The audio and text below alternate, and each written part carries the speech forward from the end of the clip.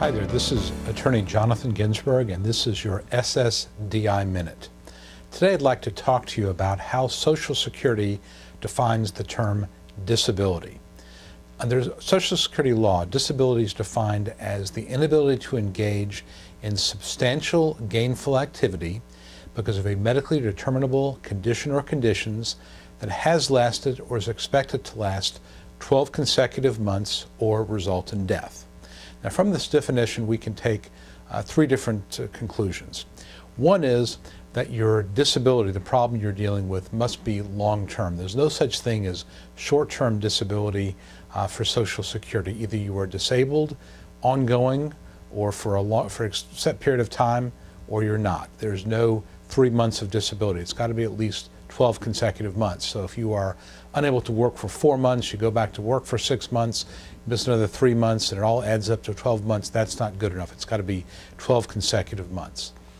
Number two, you need a medical diagnosis. If you go into court, if you go in front of a judge and your medical reports talk about something called uncertain etiology or unknown cause, that's not going to do it. You really need a firm diagnosis because judges are not very comfortable approving cases when they don't know exactly what's wrong with you. And the third and most important element of the definition of disability for Social Security purposes is its focus on work capacity.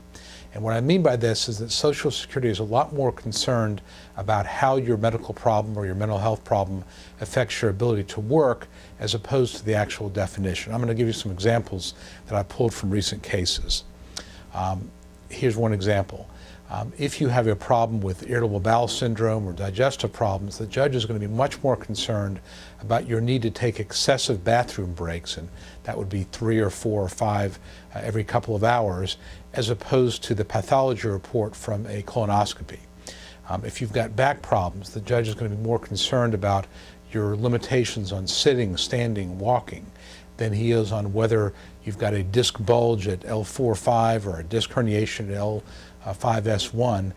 The medical diagnosis needs to show an objective problem, but exactly the details of that problem are less important than the impact that problem has on your ability to function in a work environment. If you have a mental health problem, the judge is going to be more concerned about crying spells, difficulty with concentration, anger management problems, that sort of thing, as opposed to whether or not you have been diagnosed with major depression or anxiety or PTSD. Again, the diagnosis is important to have one, but the specific part of the diagnosis is less important, I think, than the functional elements of that. Now, if you can get your doctor to complete a functional capacity form, which is a checklist that I as an attorney put together, or do a narrative report that describes specifically the activity limitations, the work activity limitations you experience, that goes a long way to helping you win. So that's really it for this particular Disability Minute.